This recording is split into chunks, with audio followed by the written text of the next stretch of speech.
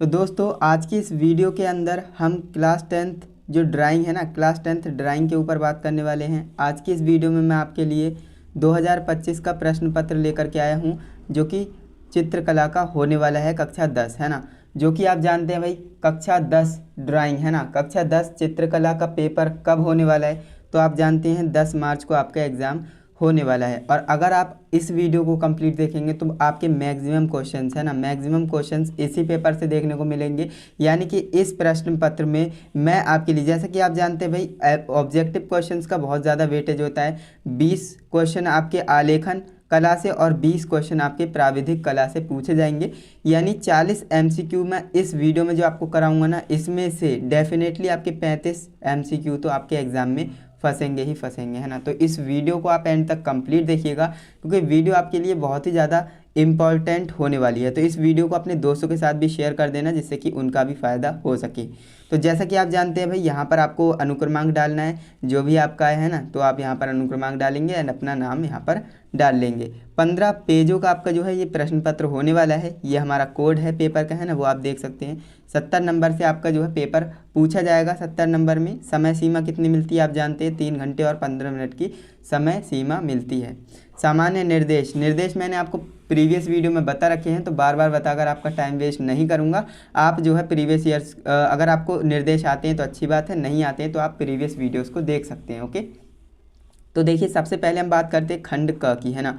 जैसा कि आप जानते हैं भाई, खंड क में आपके क्या प्रश्न होंगे। तो खंड क में देखिए, इस खंड में आलेखन कला एवं प्राविधिक कला के 20 बहुविकल्पी प्रश्न हैं, जिनमें से केवल एक के 20 बहुविकल्पी प्रश्नों के उत्तर आपको कहाँ देने हैं, OMR शीट पर देने हैं।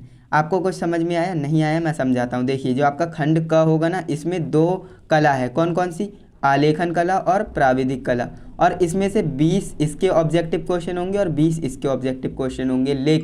लेकिन आपको दोनों में से किसी एक के ही करने हैं, है ना। अगर आप इसके आलेखन कला के 20 ऑब्जेक्टिव क्वेश्चन को करोगे तो आपको ये छोड़ना पड़ेगा, अगर आप इन्हें करोगे तो आप ये छोड़ना पड़ेगा आपको। क्लियर है, ये बातें आपको क्लियर होंगी अच्छे से, ठीक। और इसके उत्तर आपको कहाँ देना है, OMR शीट पर देना है। देखिए पेपर जब आप बोर्ड एग्जाम देने जाएंगे ना, तो आपको क्या क्या मिलेगा, आपको ड्राइंग शीट मिलेगी, है ना, आपको ड्राइंग शीट मिलेगी, और आपको जो है क्वेश्चन पेपर मिलेगा, है ना, क्वेश्चन पेपर मिलेगा, और आपको OMR शीट मिलेगी, ठीक। इतनी चीज़ें आपको मिलेंगी। तो आपको करना क्या है, जो क्वेश्चन पेपर है उसमें से ये वाले ऑब्जेक्टिव क्वेश्चंस का आंसर OMR शीट पर देना है, और जो ड्राइंग वगैरह बनानी रहेगी वो आप ड्राइंग शीट पर बनाएंगे। क्लियर है, इतनी बात आपको अच्छे से क्लियर होगी।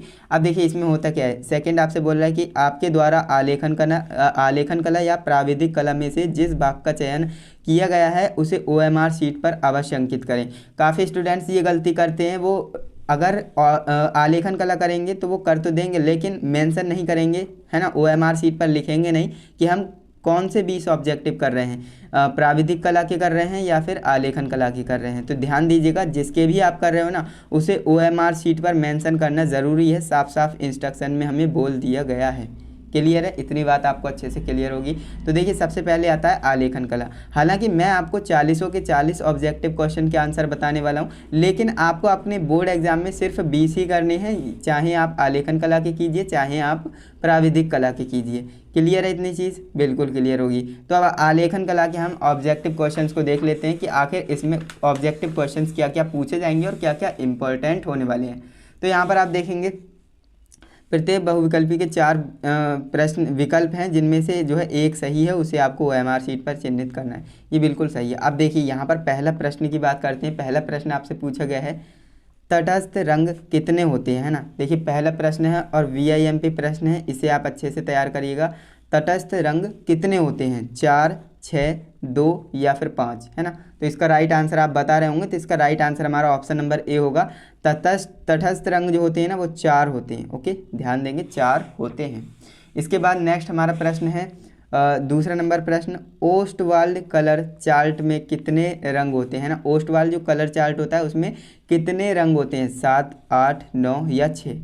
तो इसके भी आप राइट आंसर बता रहे होंगे। इसका राइट आंसर हमारा ऑप्शन नंबर बी होगा, है ना, 8। जो ओस्टवाल्ड कलर चार्ट होता है उसमें 8 रंग होते हैं। क्लियर, इतनी बात आपको अच्छे से ध्यान रखनी है। और VIMP क्वेश्चन है, इन्हें आप हल्के में मत लेना, अच्छे से तैयार कर लेना। इसके बाद नेक्स्ट आपका है तीसरा नंबर प्रश्न, जो कि है कितने द्वितीयक रंग होते हैं। द्वितीयक रंग कितने होते हैं, 3, 7, 8 या 9, है ना। तो इसका राइट आंसर आप बता पा रहे होंगे कि इसका राइट आंसर हमारा ऑप्शन नंबर ए होगा, है ना, 3। द्वितीयक रंग कितने होते हैं, 3 होते हैं।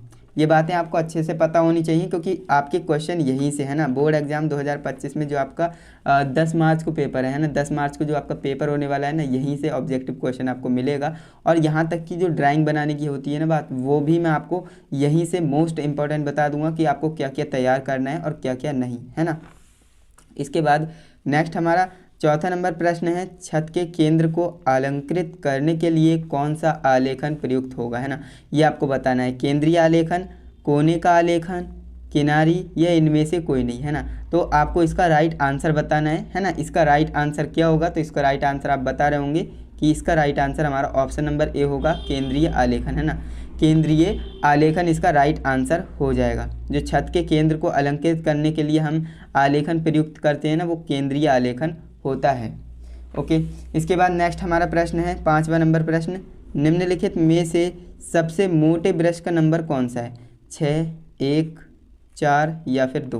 तो इसके इनमें से सबसे मोटे ब्रश का नंबर कौन सा है वो हमें बताना है। तो जैसा कि आप जानते हो भाई, नंबर बढ़ता है तो उसका जो है आकार भी बढ़ता है, यानी मोटा होता रहता है ब्रश, है ना। तो ये कम है लेकिन 6 ज़्यादा है, तो ये जो है सबसे मोटे ब्रश का नंबर होने वाला है। तो ऑप्शन नंबर ए इसका राइट हो जाएगा। ओके, 6 क्लियर है। अब इसके बाद नेक्स्ट हमारा 6वां नंबर प्रश्न है, निम्नलिखित में से किस नंबर की पेंसिल से खींची गई लाइन हल्की होती है। अब इसके ऑप्शन हमारे यहाँ पर दे रखे हैं। ओके, इसके हम देखते हैं। देखिए इसके ऑप्शन है, देखिए मैं एक बार क्वेश्चन पढ़ता हूँ, निम्नलिखित में से किस नंबर की पेंसिल से खींची गई लाइन हल्की होती है ना। हल्की की बात कर रहा है तो 2B होगा, HB होगा या फिर 2H होगा या फिर H होगा। तो इसका राइट आंसर हमारा कौन सा होगा, तो आप बता पा रहे होंगे कि इसका राइट आंसर हमारा ऑप्शन नंबर सी होना चाहिए, है ना, 2H जो पेंसिल होती है ना, 2H नंबर की जो पेंसिल होती है उससे खींची गई लाइन बहुत ही हल्की होती है। क्लियर। अब इसके बाद नेक्स्ट आपका 7वां नंबर प्रश्न है, नीला रंग नेत्रों पर क्या प्रभाव डालता है ना। नीला रंग जो होता है वो नेत्रों पर, आंखों पर कैसा प्रभाव डालता है, सामान्य, ठंडा, गर्म या इनमें से कोई नहीं, है ना। तो इसका राइट आंसर भी आप बता रहे होंगे कि इसका राइट आंसर हमारा ऑप्शन नंबर बी होगा, ठंडा, है ना। जो आपका नीला रंग होता है वो आंखों पर ठंडा प्रभाव डालता है ना। तो ये भी क्लियर होगा आपको। इसके बाद नेक्स्ट आपका 8वां नंबर प्रश्न है, निम्नलिखित में से प्राथमिक रंग कौन सा है ना। अब देखिए 4 विकल्प हैं आपके पास, इसमें से प्राथमिक रंग कौन सा है वो आपको बताना है, हरा, नारंगी, लाल या फिर बैंगनी। तो इसमें से जो है प्राथमिक रंग कौन सा है वो हमें बताना है, और इसका प्राथमिक रंग कौन सा, लाल होगा, है ना। हरा नहीं होता है, नारंगी और बैंगनी नहीं होगा। निम्नलिखित में से प्राथमिक रंग बोला है ना, प्राथमिक रंग जो है लाल होगा। तो ऑप्शन नंबर सी हमारा राइट हो जाएगा। ओके, इसके बाद नेक्स्ट हमारा 9 नंबर प्रश्न है, 9 नंबर क्वेश्चन है जो कि हमसे कह रहा है कि कितने प्राथमिक रंग होते हैं ना, प्राथमिक रंग कितने होते हैं। तो 4, 3, 5 या 6, है ना। तो इसमें से राइट आंसर आप बता रहे होंगे कि इसका राइट आंसर हमारा ऑप्शन नंबर बी होगा, यानी 3 जो होते हैं वो प्राथमिक रंग होते हैं। प्राथमिक रंगों की संख्या आप ध्यान रखेंगे 3 होती है। क्लियर। इसके बाद नेक्स्ट हमारा 10th नंबर प्रश्न है ना, 10वां प्रश्न कौन सा है, किस नंबर की पेंसिल से खींची गई लाइन गहरी डार्क होती है ना, गहरी या फिर डार्क होती है। तो HB होगा, 2H होगा या H होगा या 2B होगा। तो इसका राइट आंसर क्या होगा, तो इसका राइट आंसर हमारा ऑप्शन नंबर डी होगा, है ना, ऑप्शन नंबर डी, यानी 2B पेंसिल से जो खींची गई लाइन होती है वो गहरी या फिर डार्क होती है। ओके, ये आप याद रखेंगे। इसके बाद नेक्स्ट हमारा 11वां नंबर प्रश्न है, निम्नलिखित में से द्वितीयक रंग कौन सा है ना। द्वितीयक रंग बताना, देखिए प्राथमिक रंग इसमें पूछा था कि प्राथमिक रंग कौन सा है ना, प्राथमिक रंग कौन सा है, लेकिन यहाँ पर क्वेश्चन पलट दिया कि निम्नलिखित में से द्वितीयक रंग कौन सा है ना। द्वितीयक रंग पूछ रहा है अब, तो लाल होगा, नारंगी होगा, पीला होगा या नीला होगा। तो इसका राइट आंसर हमें बताना है ना। तो इसका राइट आंसर क्या होगा, तो इसका राइट आंसर हमारा ऑप्शन नंबर बी होगा, है ना, नारंगी। नारंगी जो है क्या है, द्वितीयक रंग है। ओके, नारंगी क्या है, द्वितीयक रंग है। तो आप याद रखेंगे, काफ़ी इंपॉर्टेंट क्वेश्चन है। एंड इसके बाद नेक्स्ट आपका है 12वां नंबर प्रश्न, नीले में लाल रंग मिलाने से कौन सा रंग बनेगा, है ना। नीले में लाल रंग मिलाने में कौन सा रंग बनेगा। देखिए इस तरह के क्वेश्चन आएंगे ना, तो ये तो आप प्रैक्टिकल करके भी देख सकते हो, क्योंकि भाई ड्राइंग का पेपर है, आप कलर तो लेकर गए होंगे, तो आप मिक्स करके देख लीजिए और पता कर लीजिए कि कौन सा रंग बन रहा है ना, फिर आप टिक कर दीजिए। ये प्रैक्टिकल चीज़ है, हालांकि आपको याद भी होना चाहिए, नीले में लाल रंग मिलाने पर कौन सा रंग बनेगा, तो नीले में लाल रंग देखते हैं कौन कौन से ऑप्शन है आपके पास, है ना। तो यहाँ पर आप देखेंगे आपके पास 4 ऑप्शन है। पहला है बैंगनी, दूसरा है पीला, तीसरा है हरा, चौथा है नारंगी। तो नीले में लाल रंग मिलाने की बात हो रही थी, है ना। तो कौन सा रंग बनेगा ये हमें बताना है, तो बैंगनी रंग बनेगा, ध्यान दीजिएगा। तो ऑप्शन नंबर ए हमारा राइट हो जाएगा, बैंगनी, है ना, बैंगनी रंग बनेगा। इसके बाद नेक्स्ट हमारा यही क्वेश्चन है, पीले में नीला रंग मिलाने पर कौन सा रंग बनेगा, है ना। ये भी आपसे पूछा जा सकता है कि अगर पीले में नीला रंग मिला दें तो कौन सा रंग बनेगा, बैंगनी, हरा, भूरा या नारंगी, है ना। तो इसका राइट आंसर क्या हो जाएगा, थोड़ा सा कैमरा हिल रहा था तो यहाँ पर आप ध्यान देंगे, इसका राइट आंसर क्या हो जाएगा, है ना। तो इसका राइट आंसर हमारा ऑप्शन नंबर बी होगा, हरा, है ना। पीले में अगर आप नीला रंग मिलाएंगे तो क्या बनेगा, हरा रंग बनेगा।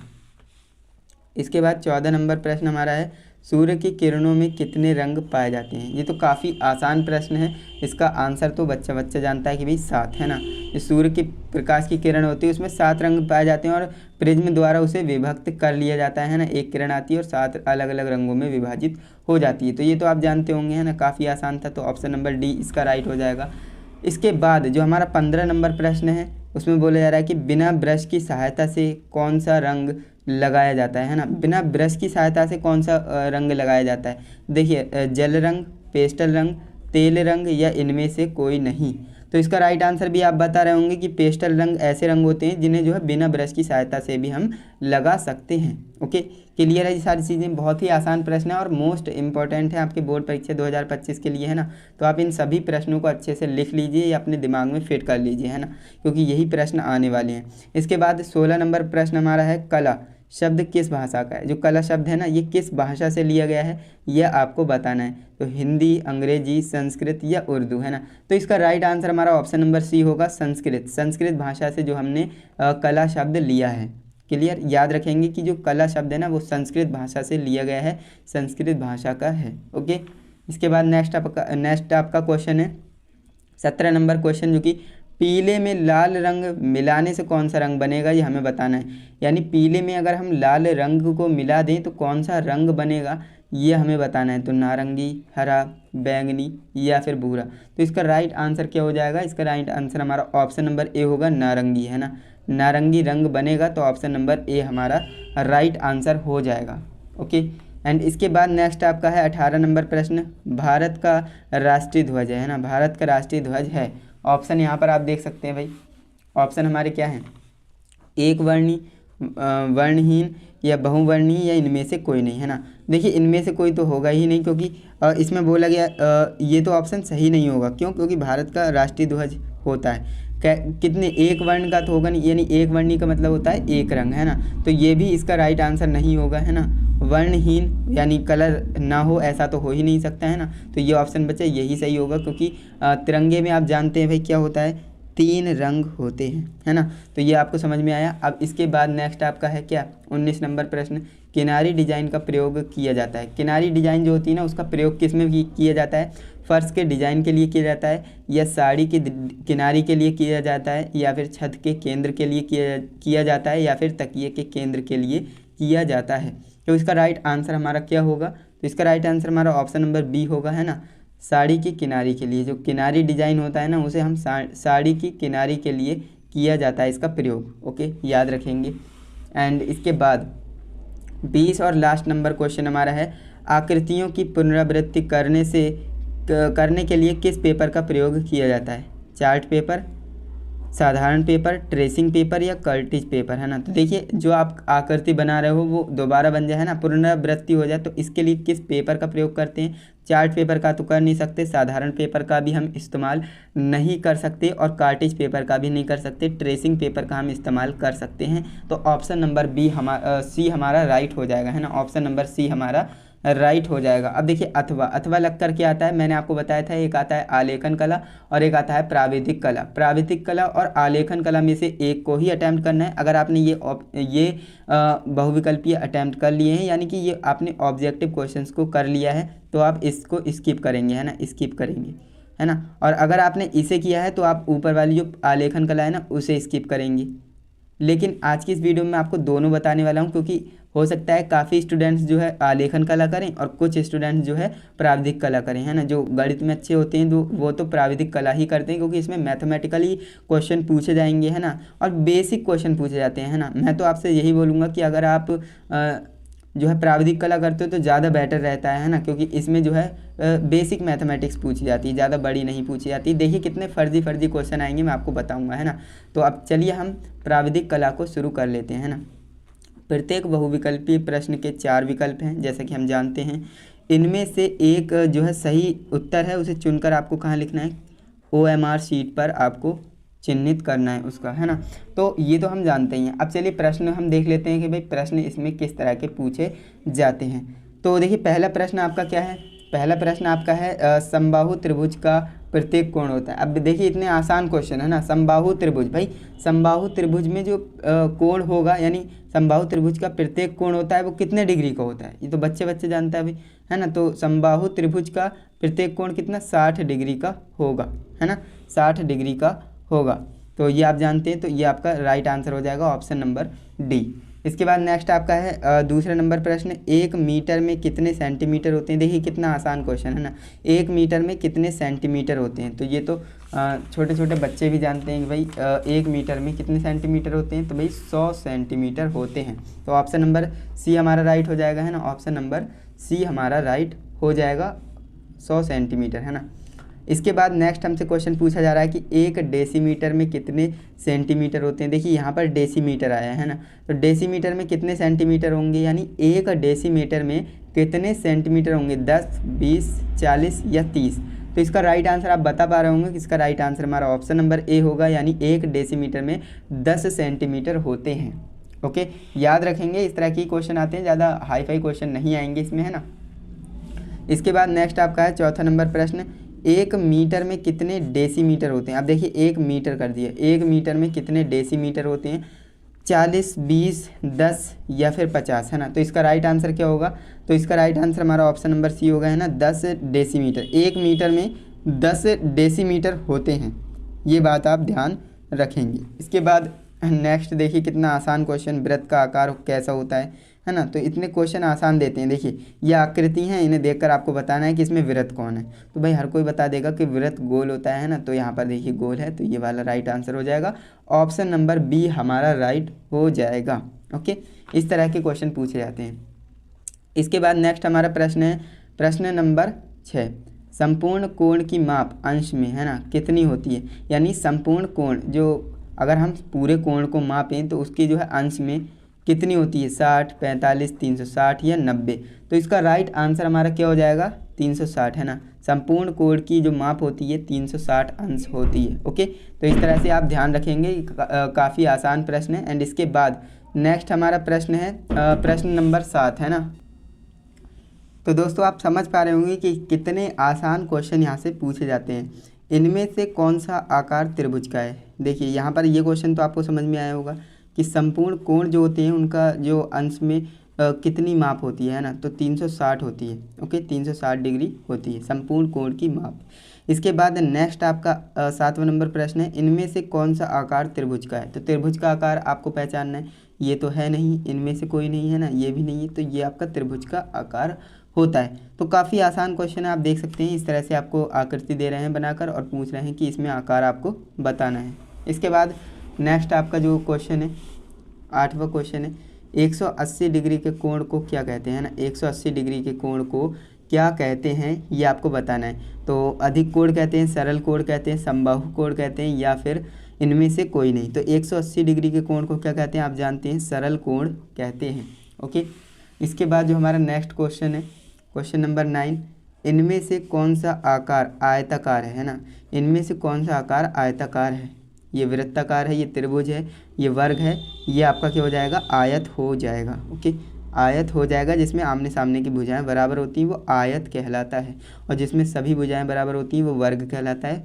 और वृत्त को तो वृत्त, और ये त्रिज्या ट्रायंगल यानी 3 कोणों से मिली आकृति को त्रिभुज कहते हैं, है ना। तो 3 कोने होते हैं, तो ये त्रिभुज कहलाता है। ओके, इसके बाद नेक्स्ट आपका प्रश्न है 10वां नंबर प्रश्न, जो कि है वर्ग में प्रत्येक कोण कितने अंश का होता है ना। वर्ग में प्रत्येक कोण कितने अंश का होता है ये आपको बताना है। तो इसका राइट आंसर हमारा क्या होगा, ऑप्शन नंबर बी है ना, 90 डिग्री का होता है। 90 डिग्री यानी 90 अंश का होता है। 60 अंश, 45, 180 ये नहीं होंगे, है ना। इसके बाद 11वां नंबर प्रश्न आपका है, रेखा किसे कहते हैं ना। रेखा किसे कहते हैं। रेखा किसी लड़की का नाम नहीं है, यहाँ पर रेखा लाइन को बोला जा रहा है ना। रेखा किसे कहते हैं, देखिए 2 बिंदुओं के बीच की दूरी को रेखा कहेंगे, या 3 बिंदुओं के बीच की दूरी को रेखा कहेंगे, या फिर टेढ़ा मेढ़े लाइन यानी जिगजैग लाइन को रेखा कहेंगे, या फिर इनमें से कोई नहीं। तो इसका राइट आंसर हमारा क्या हो जाएगा, इसका जो राइट आंसर हमारा ऑप्शन नंबर डी ही होगा, है ना।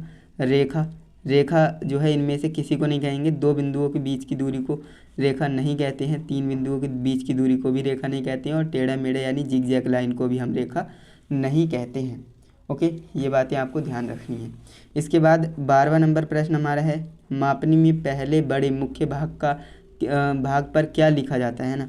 जो मापनी होती है ना उसमें पहले बड़े मुख्य भाग पर क्या लिखा जाता है, तो 0, 1, 6 या इनमें से कोई नहीं। तो इसका राइट आंसर हमारा ऑप्शन नंबर ए होगा, है ना। ऑप्शन नंबर ए, 0 लिखा होता है ना, 0 लिखा जाता है। इसके बाद जो आपका नेक्स्ट क्वेश्चन है, 13 नंबर प्रश्न है, समकोण कितने अंश का होता है। समकोण कितने अंश का होता है, तो हमें ये बताना है। तो इसके ऑप्शन आप देख सकते हैं यहाँ पर क्या है, इसका आप आंसर बता पा रहे होंगे, 90 अंश, 45 अंश, 60 अंश या 120 अंश। तो इसमें से राइट आंसर इसका क्या हो जाएगा, 90 अंश, है ना। समकोण कितना, 90 अंश का होता है। इसके बाद 14 नंबर प्रश्न हमारा है, यदि एक अर्धवृत्त में त्रिभुज बनाया जाता है जिसका एक कोण कितना 90 डिग्री का है, तो दूसरा कोणों का योग जो है कितना होगा, कितने अंश का होगा, ये हमें बताना है। 60 डिग्री, 30 डिग्री, 40 डिग्री या फिर 90 डिग्री। तो इसका राइट आंसर क्या हो जाएगा, इसका राइट आंसर हमारा ऑप्शन नंबर डी होगा, 90 डिग्री, है ना, 90 डिग्री। इसके बाद नेक्स्ट आपका क्वेश्चन है 15 नंबर, यदि 60 डिग्री के कोण में एक कोण जो है 30 डिग्री का है तो दूसरा कोण कितने डिग्री का होगा, है ना, ये आपको बताना है। 10 डिग्री, 40, 30 या 80 डिग्री, है ना। तो इसका राइट आंसर क्या हो जाएगा, इसका राइट आंसर हमारा ऑप्शन नंबर सी होगा, है ना, 30 डिग्री। 30 डिग्री का दूसरा कोण होगा। इसके बाद नेक्स्ट हमारा प्रश्न है, वर्ग की चारों भुजाओं की माप कैसी होती है ना। वर्ग की चारों भुजाओं की माप कैसी होती है, छोटी बड़ी या असमान होती है, या फिर चारों भुजाएं बराबर होती हैं, या आमने सामने की भुजा बराबर होती है, या इनमें से कोई नहीं। देखिए छोटी बड़ी तो होगी ही नहीं, है ना, चारों भुजाएं बराबर होती हैं वर्ग की, है ना। तो ऑप्शन नंबर बी हमारा क्या हो जाएगा, राइट। अब देखिए आमने सामने की भुजाएं बराबर होंगी तो वो तो हमारा क्या हो जाएगा, आयत, है ना, वो तो हमारा आयत कहलाएगा। इनमें से कोई नहीं, है ना। तो यानी कि ऑप्शन नंबर बी हमारा राइट हो जाएगा। ओके, चारों भुजाएं बराबर होती हैं। इसके बाद नेक्स्ट हमारा प्रश्न है 17 नंबर, जो कि क्या है, गहरी डार्क लाइन खींचने के लिए किस नंबर की पेंसिल का प्रयोग करना चाहिए, है ना। तो यहाँ पर 2B, 2H, 4H या H, इसका राइट आंसर क्या होगा, तो इसका राइट आंसर हमारा ऑप्शन नंबर ए होगा, है ना, 2B।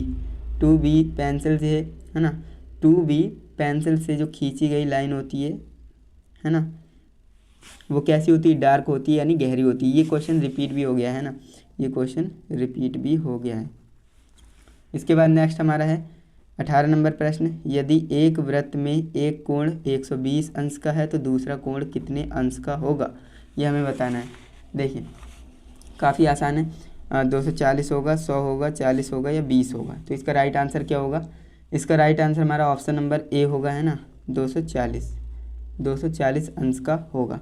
इसके बाद 19 नंबर प्रश्न हमारा है, हल्की लाइन खींचने के लिए किस नंबर की पेंसिल का प्रयोग करना चाहिए, है ना, किस नंबर की पेंसिल का प्रयोग करना चाहिए। तो ऑप्शन नंबर बी इसका राइट होगा, है ना, 2H। ये भी क्या हो गया है, रिपीट हो गया क्वेश्चन, है ना। तो क्वेश्चन को घुमा दिया है बस, और कुछ नहीं है। इसके बाद नेक्स्ट आपका प्रश्न है 20 नंबर, समबाहु त्रिभुज किसे कहते हैं ना। समबाहु त्रिभुज किसे कहते हैं, जिसकी तीनों भुजाओं के बने अंतःकोण बराबर हों, जिनकी तीनों भुजाएं छोटी बड़ी या असमान हों, है ना, जिसकी आमने सामने की भुजाएं बराबर हों, या इनमें से कोई नहीं। तो इसका राइट आंसर हमारा ऑप्शन नंबर ए ही होगा, क्योंकि जिसके अंतःकोण बराबर होते हैं ना, जिसकी तीनों भुजाओं के अंतःकोण बराबर होते हैं उसे हम समबाहु त्रिभुज कहते हैं। और छोटी बड़ी असमान तो होंगी ही नहीं, आमने सामने की भी नहीं, है ना। तो ऑप्शन नंबर ए हमारा राइट हो जाएगा। तो इस तरह से हमने 40 ऑब्जेक्टिव क्वेश्चन अभी तक कंप्लीट किए हैं, आलेखन कला और प्राविधिक कला के, है ना। तो आई होप आपने 40 क्वेश्चन को अच्छे से तैयार किया होगा, है ना। इसके बाद हमारा खंड ख स्टार्ट होता है ना। खंड क में आपकी 2 कला थे और 40 प्रश्न थे, जिसमें से आपको 20 प्रश्न करने थे किसी एक कला की, है ना। अब बात करते हैं खंड ख की।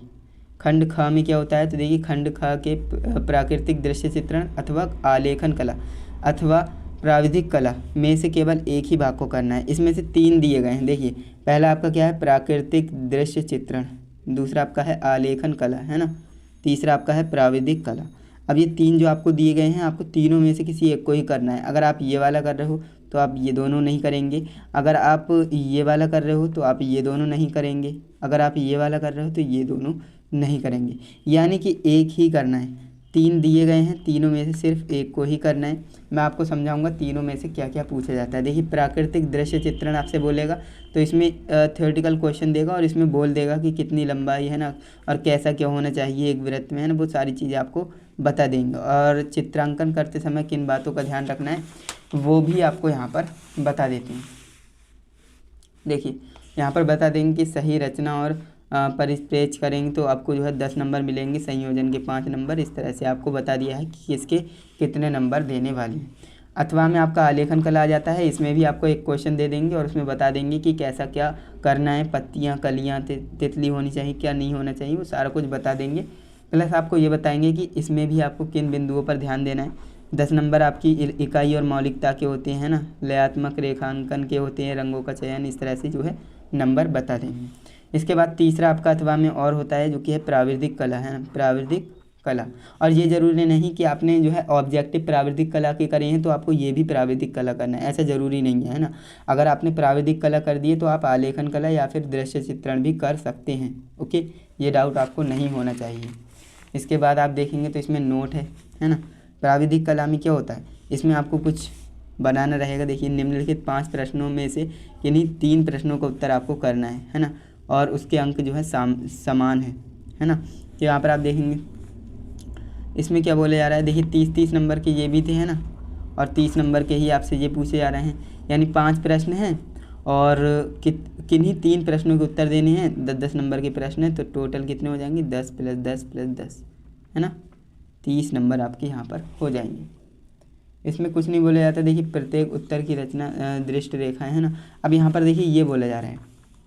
पहला प्रश्न आपका है, एक त्रिभुज क ख ग की रचना कीजिए जिसकी परिमाप कितनी 12 सेंटीमीटर हो तथा इसकी भुजाओं का अनुपात कितना 3:4:5, है ना। इसमें मैथमेटिक्स ही पूछी जाएगी थोड़ी बहुत, है ना, मैथ्स पूछी जाएगी। इसके बाद नेक्स्ट आपका है 5 सेंटीमीटर भुजा का एक वर्ग ज्यामितीय विधि द्वारा बनाइए, है ना, और तथा इसके अंतर्गत बड़ा से बड़ा अर्धवृत्त खींचिए, है ना। ये आपका 10 नंबर में पूछेगा। 10-10 नंबर में ये क्वेश्चंस पूछे गए हैं। बस आपको करना क्या है, इन्हें अच्छे से तैयार कर लेना है ना, क्योंकि क्वेश्चन आपको यहीं से देखने को मिलने वाला है। अब देखिए खंड ग में आपसे क्या पूछा जाएगा भाई, स्मृति चित्रण पूछा जाएगा। स्मृति चित्रण में क्या होगा, स्मृति चित्रण में आपको शेडिंग वाली चीज़ें बनानी रहेगी। जैसे कि 22 नंबर प्रश्न में, इस प्रश्न पत्र में 2 भाग अ और ब हैं, है ना। इस प्रश्न में अ और ब 2 भाग हैं, दोनों में से दोनों ही भागों को चित्रित करना है ना, ये ध्यान देना है। अ वाला ये है और ब वाला नीचे, देखिए ठीक। अब अ वाले में आपसे बोल रहा है कि निम्नलिखित में से किसी एक का स्मृति चित्रण पेंसिल द्वारा बनाइए और 15 सेंटीमीटर से कम ना हो, इस बात की आपको ध्यान देना है। 15 सेंटीमीटर से कम नहीं होना चाहिए। छाता और बक्सा बना सकते हैं, पेंसिल से ही बनाना है। गेंद और हॉकी स्टिक बना सकते हैं या लैलटेन बना सकते हैं, इनमें से किसी एक को ही बनाना है। 3 दिए हैं, 3 में से किसी एक का ही आपको चित्र बनाना है। चित्र में निम्नलिखित बिंदुओं पर आपको ध्यान देना है। जैसे रेखा सौष्ठव, है ना, तो इसके आपको 4 नंबर मिलेंगे। आकृति की अनुरूपता के आपको 6 नंबर मिल जाएंगे। इसके बाद ब नंबर प्रश्न आपका है, दोनों ही आपको करने हैं। निम्नलिखित में से किसी एक स्मृति चित्रण पेंसिल द्वारा बनाइए, 15 सेंटीमीटर से कम ना हो। इसमें भी हमसे बोल दिया कि 15 सेंटीमीटर से कम ना हो, इस बात की आप ध्यान दीजिएगा, है ना। देखिए पहला आपका है अनार पत्तियों सहित बनाना है, या फिर लौकी आप बना सकते हैं, या फिर 2 टमाटर बना सकते हैं। तो ये आपके क्या है, 3 प्रश्न है, 3 में से किसी एक का ही करना है। तो इस तरह से आप इसे भी करेंगे ना, तब भी आपको कितने नंबर मिलेंगे भैया, 30 नंबर मिलने वाले हैं। ओके, 30 नंबर मिलने वाले हैं। ओके, तो ये बात आपको समझ में आई। यहाँ पर आप देखेंगे चित्र में निम्नलिखित बिंदुओं पर आपको ध्यान देना है कि रेखा सौष्ठव के 4 नंबर मिलेंगे, आकृति की अनुरूपता के 6 नंबर मिल जाएंगे। तो इस तरह से आप देखेंगे ना, आपका पेपर, क्वेश्चन पेपर जो क्लास 10th ड्राइंग का होता है ना, वो मैंने इस वीडियो में कंप्लीट करा दिया है ना, कंप्लीट आपको समझाया है। और इस तरह से ही आपका पेपर आएगा, इसी पैटर्न पर आएगा, सेम पैटर्न होने वाला है और सेम क्वेश्चंस आपको देखने को मिलने वाले हैं 2025 बोर्ड परीक्षा में, है ना। जो आपका 10 मार्च को पेपर है ना, अगर आपने इस वीडियो को अभी तक देखा है तो डेफिनेटली आप अच्छा स्कोर करने वाले हो अपने 10 मार्च के पेपर में, है ना। तो उम्मीद करता हूँ आपको वीडियो में मज़ा आया होगा, वीडियो अच्छी लगी होगी। अगर आपको वीडियो अच्छी लगी है तो वीडियो को लाइक कीजिएगा, अभी चैनल पे नए हो तो सब्सक्राइब कर लेना, क्योंकि अभी देखिए ड्राइंग है, साइंस, मैथ, एसएसटी है ना, हिंदी, वो सारी वीडियोस आपको मिलेंगी तब जब आप सब्सक्राइब करके रखेंगे चैनल को, है ना। तो चैनल को सब्सक्राइब करके ऑल नोटिफिकेशन सेलेक्ट कर लेना और अपने दोस्तों के साथ भी इस वीडियो को शेयर कर देना, जिससे कि उन्हें भी पता लग सके कि इस चैनल पर जो है क्वेश्चन पेपर्स को कराया जाता है ना। आपके पेपर भी नहीं हुए, उससे पहले ही हमने डिज़ाइन कर दिया है ना। तो अपने दोस्तों को भी इस वीडियो को शेयर करना, जिससे कि वो भी सीख सकें और अपनी तैयारी अच्छे से ज़बरदस्त तरीके से कर सकें। तो चलिए दोस्तों, आज के लिए बस इतना ही। मिलते हैं नेक्स्ट इंटरेस्टिंग इन्फॉर्मेटिव वीडियो के साथ, तब तक के लिए जय हिंद, वंदे मातरम।